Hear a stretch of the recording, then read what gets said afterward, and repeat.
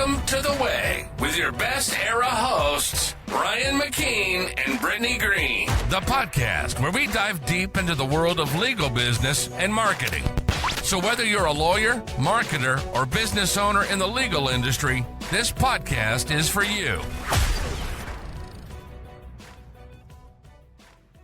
Hey, Ryan, how are you? I'm doing well, Brittany. How are you? I can't complain today. Welcome to episode whatever of the Way podcast.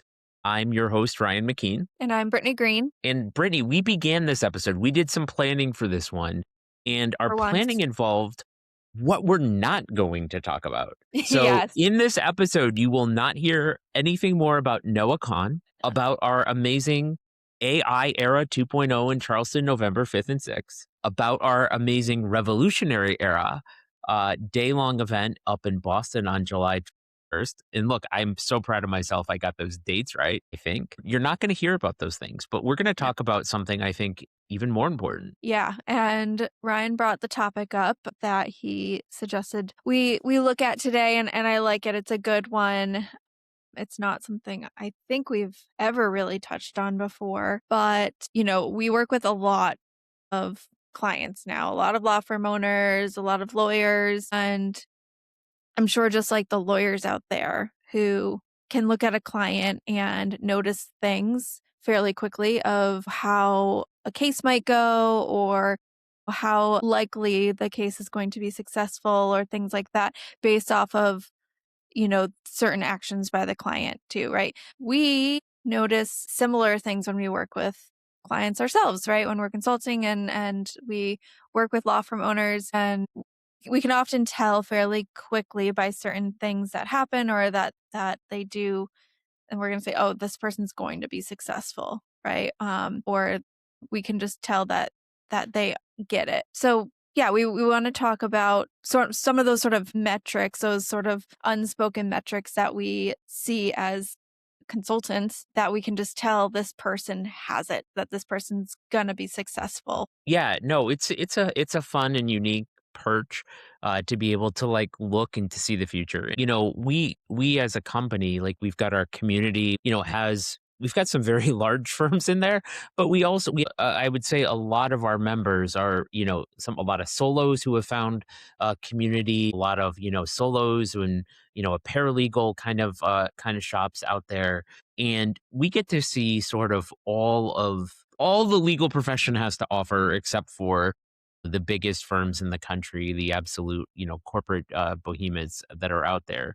And we get to see people now. Look, we have celebrating our second birthday as Best Era coming up on Friday, right? Yes, or at least that's when we plan to celebrate it. I forget the exact date. We want to say we, created Best Era. According to LinkedIn, it told me my work anniversary was yesterday, I think. So I must have changed it. That, we had the beginnings of Best Era sometime this week, 2 years ago. Sometime 2 years ago. What we think about, what we have now is that we didn't have when we started is we have a data set that we can work off of. We have a large sample size of different firms that we have worked with or have been in our community and have experienced, I would say, profound changes in their situations. And I'm talking from everybody who, was a true solo when they started out with a laptop and a phone, going to hiring people, going to making more money than they've ever made in their entire lives working for somebody else. There are two particular solos in Connecticut that I think of, in our community where I'm like, yep, they put in the work, they've listened, they've shown up, and they've done the things, and now they're really achieving success as they define it, which is really important. And there are firms that we work with on a real consulting basis where, we've been able to help take them and add millions of dollars to their revenue, double in size, those kinds of things by helping push the right levers, give them perspective. But we're not here to talk about those levers. We're here to talk about, there's one particular lawyer in our group, and can we say the name? I mean, I don't think he'll be upset when we talk about how he's become so successful. So All right. I feel like that's probably fine.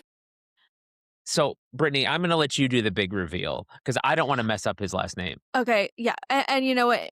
In fairness, I think he technically started taking my online marketing course first, and then he took your PI law firm course in conjunction with it. But and he was very active, I know, with me in my marketing course. It was my first one I did when we had a live cohort every week. So, and he was always on it. And he was working for a bigger firm then and had the aspirations and dreams to go solo as a personal injury law firm owner, and he did that. So that was Rolando Casada. He's down in Texas, and he opened his law firm, Guardia Law. Let's see, he took my marketing class and your PI class. I think we did that last like June. I want to say we put those out as our first cohorts. And he took both those and he launched. Between the classes and being involved in our community and doing all the right moves and work, he launched earlier than he planned to. I know he said, "Oh, I'll launch in 2026. I'll wait." He just couldn't wait. He knew he was ready. And so I think it was October 2025. He launched Guardia Law. And he has just hit the ground running and has been a major success ever since. Yeah, and I look at him and he's starting out and he's in a very competitive Texas market in personal injury, very competitive field. He, proudly on LinkedIn shares his story about like driving the truck through the Texas heat with no air conditioning. So I don't think Rolando comes from money. So he's not like, He comes from living. immigrant parents, I know Yeah, that, He's yeah, not he's he worked not hard. living he's not, he doesn't have a cushion. And so let's really talk about sort of the traits I think that make people ultimately successful because, I don't joke because I really mean it, where it's gonna be like, Rolando, remember the little people in your life as you grow and achieve your successes. And so I think that the first element that I see people who succeed are they are gritty. Okay. They are absolutely willing to get dirty. They're willing to drive that hot truck through the Texas heat with no air conditioning to get to work because at the end of the day, like it is not being an entrepreneur, being a lawyer entrepreneur, especially, is not for the faint of heart. You are going to get punched in the face, but you're going to get punched really hard.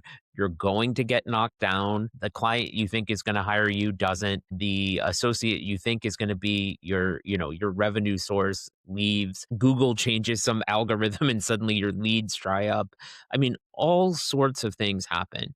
And I think one of the traits I really look for is how gritty is this person? Yeah, and I mean, I think of this is probably the one and only time I will ever quote Kim Kardashian on this podcast, but I think of her, I mean, it's a funny quote, of course, and we all make fun of it now, but the whole like, no one wants to get up and work anymore quote, right? But that is very true for, yes, who we see of the lawyers and the law firm owners that have that grit and that drive. And their first thought isn't, I'm going to open my own law firm because I want to be able to just goof off and golf, 5 days a week and everything will, everyone else will do the work. Like those aren't typically the people we see that create something great.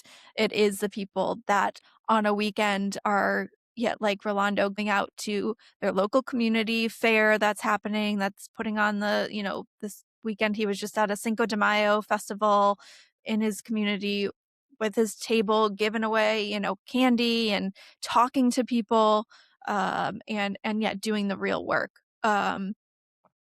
outside of the, standard lawyer grind. He's putting in that extra building the actual business grind, which not all people understand that you have to be willing to do both. You do, in sort of a second point, a second factor I see, second trait that I see in people who really succeed at every level. The second thing is they're willing to learn. They invest I in was their gonna say that too. education. Okay. So they don't just buy the book, they read the book. And they don't just Mhm. read the book, they take action on the book. Okay. So somebody like Rolando is always asking questions. He's taking our courses. He's showing up at our office hours. He's showing up at our AMAs. He's taking in as much as he possibly can all the time, right? And so even if he can't do things as he's starting, he's learning as to where he might want to go. And I would say that, I mean, look, I tell this story a lot. Like, at the firm, I always like to buy people books, and nobody ever bought the books that I read except for one person, and that is Yeah. you. Yeah. You would read the books. And when I tell lawyers and I talk to them, and I'm like, how do you know if somebody really wants it, right? Like, that's one of the real value metrics that Gino Wickman preaches for employees. Like, you have to want it. And Mhm. it's like, if you're giving people educational opportunities and they're taking advantage of them, that is amazing. Because a lot of people I've talked to lawyers over the country, and they're like, I want my associate to go to this conference, and they don't want to go to this conference, right? And the people who really succeed not only take advantage of the opportunities that are handed to them maybe by somebody else, but they affirmatively invest. They affirmatively spend their own money to get on the plane, to join the group, to take the course, and they're like sponges for information. Yeah.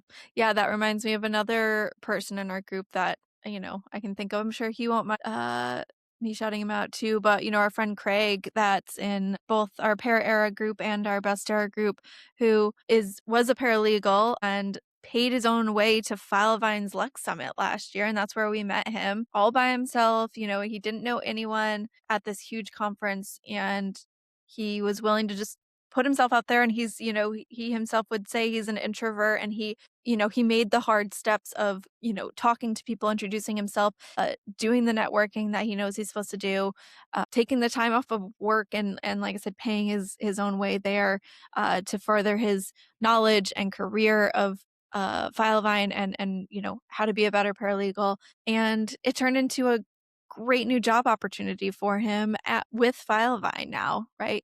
And that never would have happened if he didn't take that initial first step of just having initiative in wanting to do better in his career. Right.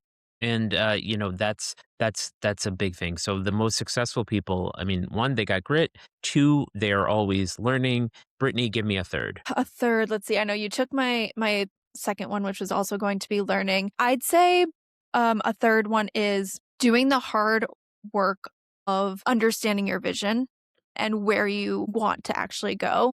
I think a lot of people just they think the vision is just, well, I need to make money, right? Which, of course, yes, we all need to be successful and make money to live and survive, and have opportunities and options, right? But the people that we've seen have the most success are the ones with the clearest visions of what they want personally, professionally, yes, monetarily too, culturally, all of those things combined. For sure, the people that are willing to name exactly what they want, are going to do better. People that understand that and understand where they want to go specifically are going to have a better time at getting there. Zero question. And I think the number one thing I've ever written about that people actually comment to me on is my first chapter on Tiger Tactics, where I talk about how my first firm really failed because there was no shared vision, right? Like, we built a nice boat, but we didn't know where it is that we wanted to go. And as a result, we didn't really get to where we needed to be together. We Mhm. separately got very far, but that lack of shared vision is the real thing. So thinking about who you are, who you want to be, what you want to be doing, both in terms of workload and clients and type of work, all of that is so important to get clarity on. Because if you don't have clarity, you're constantly reacting to things, and you're constantly behind.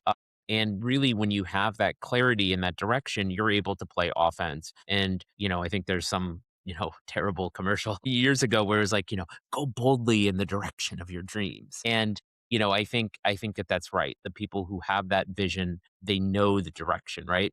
And you can go boldly, but if you're not going in the direction of what you want, you're probably not going to be pleased about what happens, right? So Yeah. I'm going to go with my number 4, right?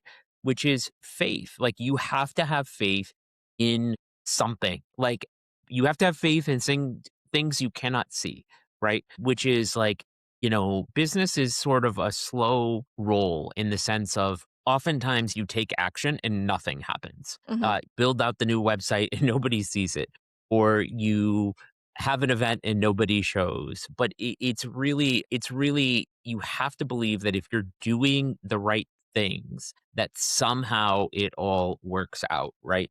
Because it's running a business, running a law firm is going to push you, and you can't, like, you have to be a realist, but you Mhm. also have to have some optimism that it does work out. And I think one of the things that helped me was I read one of the Tim Ferriss books.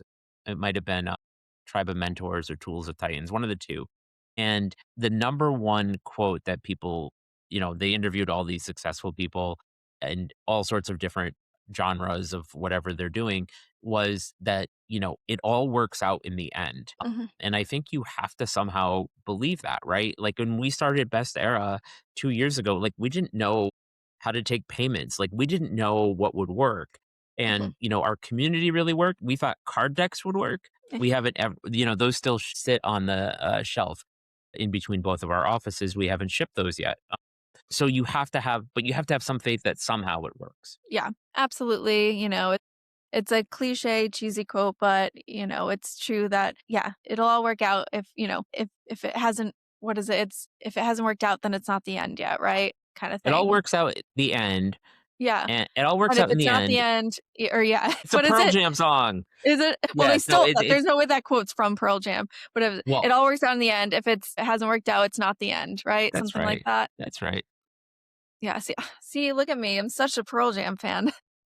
Pearl Jam, Setting Sun off of Dark Matter. But yes, no, There you go.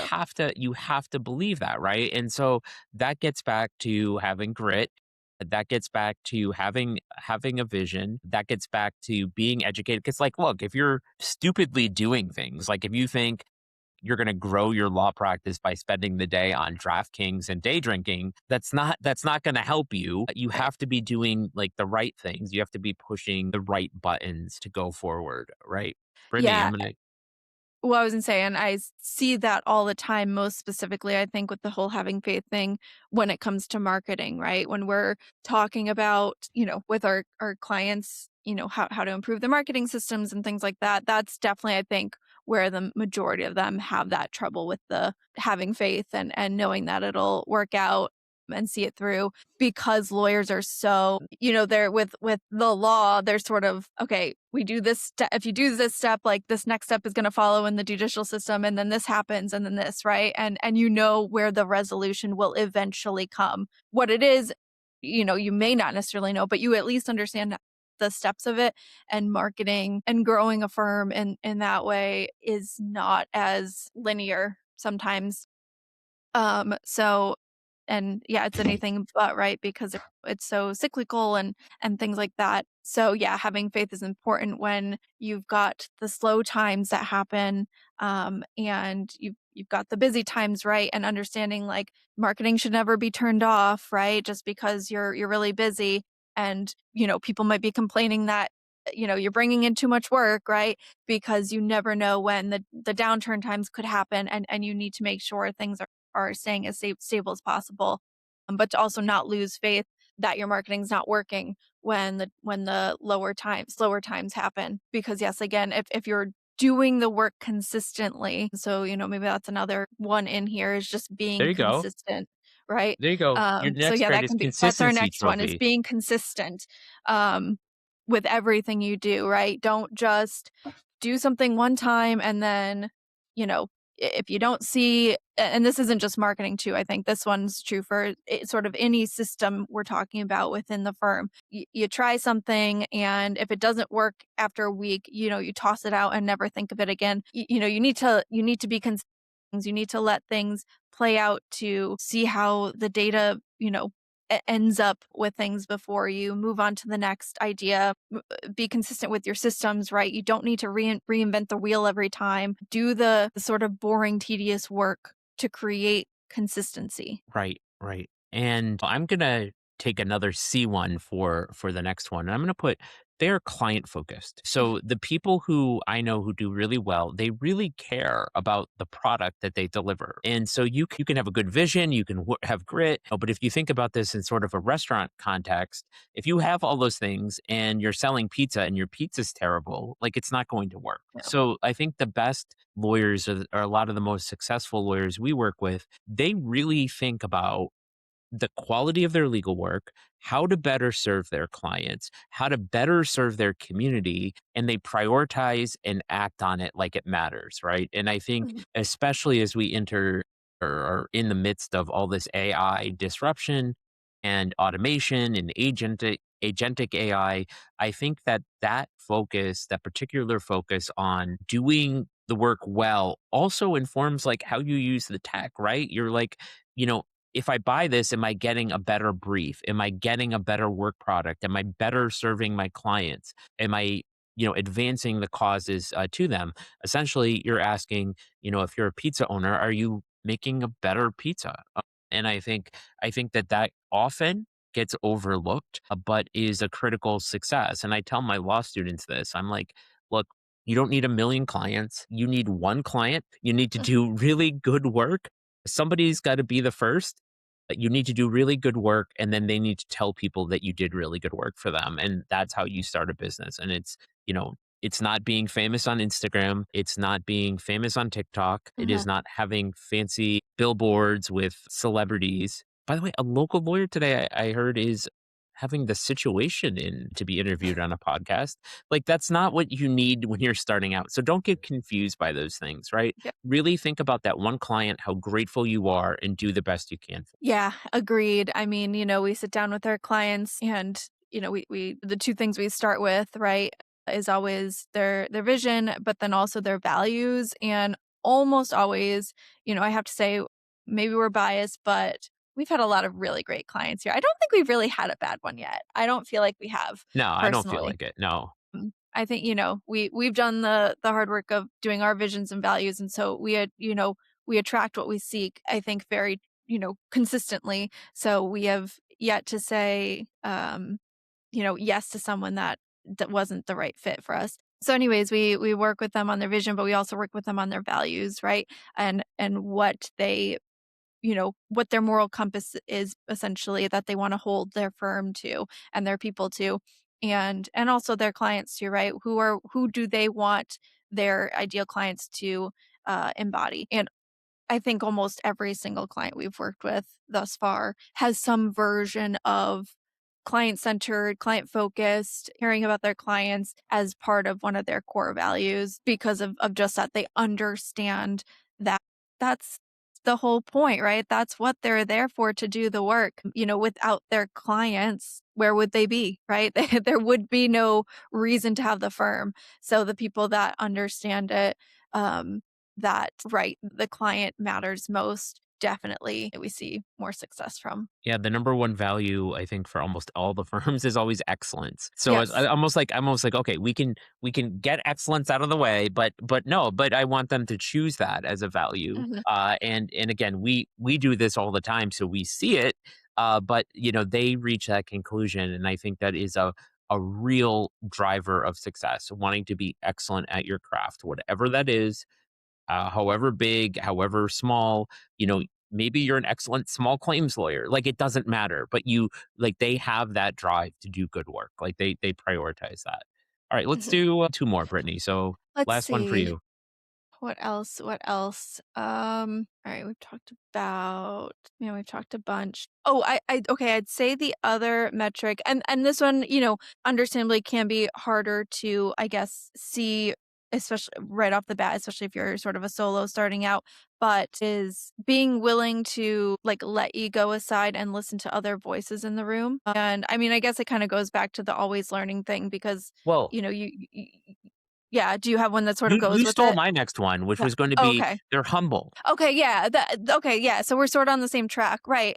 Yeah, be humble, be willing to admit mistakes, be willing to learn from others, realize that you're not, you don't have it all figured out yet, and be okay with that. Yeah, and I mean, realize too, like, you start seeing really successful people, I didn't start out with $100 million jury verdict. Like I started out in my very first case was a small claims case by Eastern Connecticut, brought against by a landlord against an Eastern Connecticut State University student whose buddies caused maybe caused some damage, allegedly caused some damage to the apartment. But my guy got sued and he had no notice of it. So it was a motion to open a small claims judgment. And so I think people are humble and, there's a lot of fluff in spaces where it's like, oh, this person's got a private jet or this person's got this or this person's got all these cases. Really and truly, okay, like that's what that is. Maybe you aspired to that, but be humble in getting there. Really be humble too, I think. And I tell my law students this, like, you know, that anybody hires you. Like, be Hmm. so like, wow, like that is kind of a humbling thing and not in like a fake, I'm so humbled that I won Lawyer of the Year award kind of thing. But, when another human being is trusting you with their problems, like, be humble with that. Absolutely. And don't confuse, of course, being humble with thinking you don't deserve, something either, or like deserve certain accomplishments that happen. Because, like, I know, like you said, you didn't start out with, just being handed this $100 million verdict. And, sort of all these end up wrapping into the fact that when you found that client, when that client did land in your lap, you didn't just assume because you hadn't had a verdict anywhere close to that yet, that you didn't deserve to take the case either, right? So, but you were humble enough to realize, well, we're going to need a lot of help with making sure we can do the best job we can for this client and see it through. Make sure you aren't, because we've certainly seen that with some people, that their humbleness can be a detriment in the sense of they don't think they're worthy of certain things. But yes, we're talking about, like you said, Ryan, don't let the ego get in the way of, I'm a lawyer, I'm better than you. Especially when it comes to the clients too, especially you don't want them to think that they're meaningless in that way. So I'm gonna do one more. Why don't you do a bonus one? Okay. You can do a bonus. So we But can balance it out. I got okay, that fine. was You can still mine. I just didn't say well humble. I said don't have an ego. Well, no, that's fine. I got mine. The next one I want to say is that they let go. Okay, Mm. and so in order to grow, you have to let go. I just made that up. I mean, there's probably some saying, but I was you gonna you say, I really feel like you gotta let go to grow. I feel like that's definitely a it's tattoo on probably someone. it definitely is a tattoo on somebody, and it should be, right? So in order to, become an entrepreneur, you may have to let go of a job. And that's just like the first thing you've got to let go of. Sometimes you've got to let go of others' expectations of you. Maybe you drive a Honda Civic and it's not a BMW. Like, let go of that expectation, let go of those things, right? And there's going to be other things too. As I grew, I had to let go of practice areas. And it was like, Mm, I'm not doing divorce. I'm not doing real estate. I'm not doing this. You have to be willing to let go. And sometimes you're going to you've got to ultimately be willing to let go of control. You've got to let other people, if you're looking to grow a firm, be able to have space to operate, to grow themselves. And if you're making every decision, you're going to be the bottleneck. And sometimes too, the biggest fallacy that people in general, but definitely lawyers and law firm owners do, is they engage in sunk cost fallacy. And the sunk cost is, I've invested in this person, I've hired them, I went through this hiring process and they're not working, and they hold on to them for 2 years and they end up caught up in their sort of decision, and they don't let go of that, and they don't let go of the person, and it causes, sort of untold cost. And you may build something. Ultimately, I did, that I had to let go of. And it's hard. It's hard. But, if you're looking to grow, you definitely are going to leave the things that aren't working for you to pursue the things that you need in life. So let yeah. go. Okay, Let wait, it I go. have my bonus one for you. Okay, so and it sort of goes along with that, which I'm sure the letting go is hard for a lot of people, but what I've also seen from the successful ones is the people who have done the real work on themselves. Oh, yeah. Yep, So yep. whether that's they are in therapy, they meditate consistently, they have a very, they're on a good steady like health plan. They've done the mental work. Like, we've seen a lot of great people, in this field, like Chris Early, who's very vocal about the work he's done on himself over the years, growing up, and how that's certainly helped him with his business and that side of things. And many others out there talk consistently about the importance of mental health and physical health and doing that sort of work, because it's again like the age old saying, right? Like, leaders bring the weather, right? So if you're going to be leading something, leading people, leading a firm, leading clients on their worst days, you need to make sure that you are, strong enough mentally and physically to be able to handle that and bring the right weather to these places. That doesn't mean you can't ever show vulnerability. In fact, you should when you can, as much as possible, right? We do want to normalize that. So it's okay to be real with your team and your people and say something's not going right, but they then need you to be strong enough to show how you weather the storm through to the other side, right? And they're not even necessarily going to ask you to bring solutions, right? But it's just about how are you showing up and weathering the storm with people. That takes a lot of work. It takes a lot of inner strength. So yeah, the people that have done that work on themselves definitely fare better. For sure, for sure. And look, if you've made it this far and you're like, hey, like what, and maybe it sounds really basic, but I think it's like those are the traits when I see in somebody, I'm like, yep, they're going to double. And those are really like almost the hiring criteria I have for taking on a client, where it's like, one of our values is like, we don't want to get in unless we think we can like 10x what they're paying us. And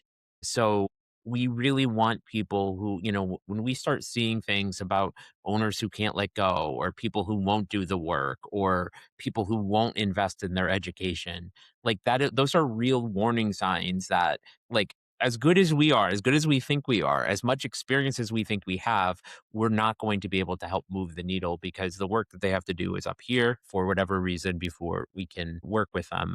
In fact, I mean, I had a client last week who reached out, or a lawyer reached out last week, and I was like, I need you to reflect before we engage. Like, I need Mhm. you to really think about who you are, what you want, what you hope to get from us, because and it's a thing in the legal profession. We like to throw money and energy at problems, and as a business, like, we could receive that money and energy, but it's not right. It's not something that we really want to get involved in. And so if you're looking to work with us, like, know that we're on the other end of a Google Meets or Zoom call, really trying to think through those questions in our head. And whatever stage you're at, it could be very high revenue, you could be have just starting out and having no revenue. Those are the things I think that make a difference. And with that, we're gonna end as we always end with Brittany. What are you listening to or watching? Let's see. Well, we promised at the very beginning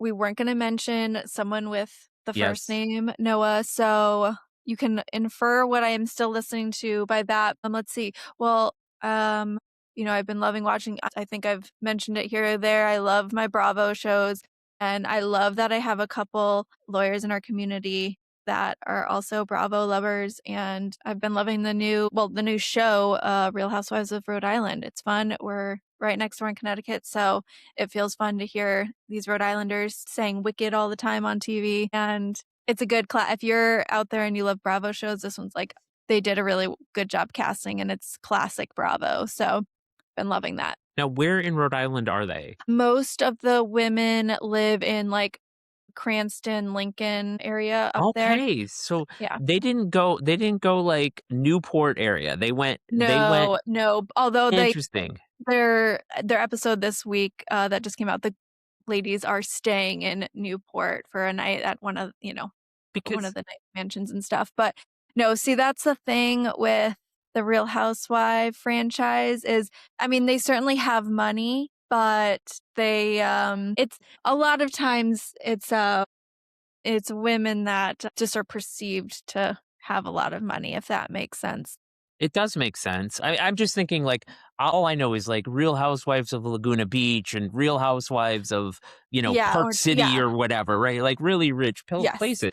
And I only know one person from Cranston, a guy named Tom. And have never been to Cranston, But in my head, I have Cranston as a very solidly sort of like I working think it class is. place. Like I don't like Newport is like, whoa, Oh, yeah. or No, Newport for if you sure. go down to like Westerly where Taylor lives, it's like, oh yeah, and even in like Providence, like, okay. But like Yeah. Cranston, I just kind of think like, like I think the Connecticut equivalent would be like Real Housewives of Manchester. Like, okay. yes. Yeah. And I think, every once in a while the franchises have gotten, women who would be considered sort of, the old money, the um that sort of vibe, um but most of these franchises, realistically, if they were to actually approach women that are of the Newport society, probably aren't looking to be filmed for Real Housewives, Well, right.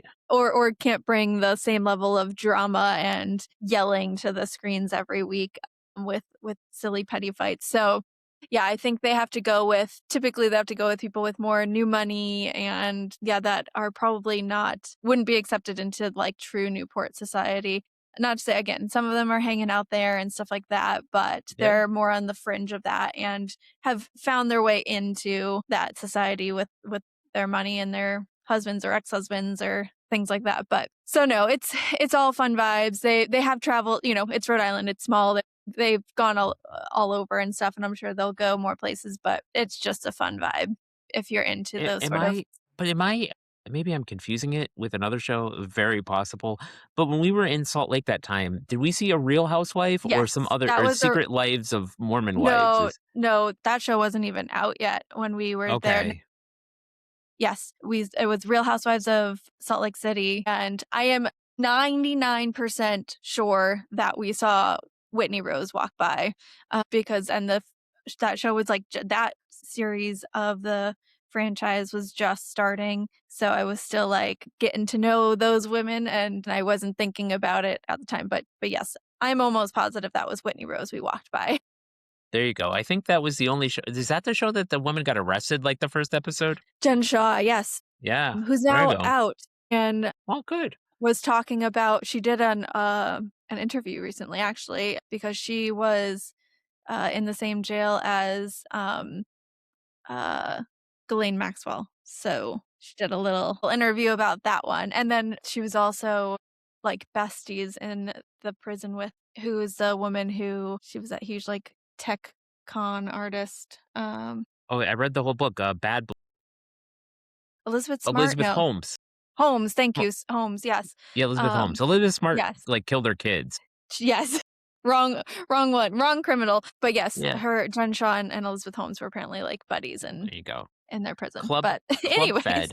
Club Fed. yes, Okay. exactly. So Long story short. yesterday I broke from listening to the person we're not going to talk about for the first time since the new album came out that we're not going to talk about, and I listened to Mumford and Sons' new album, Ooh, which okay. was quite How you good. feeling? Good. You It weren't ever it you've never really been like a Mumford Nah, person, I've right? never been, and like, okay, so we have like the person in my sort of like worldview of this genre, right?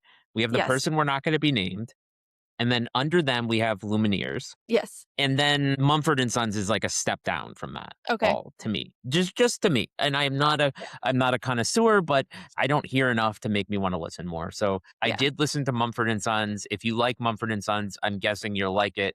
If you don't like Mumford and Sons, you're probably just going to be like, Yeah.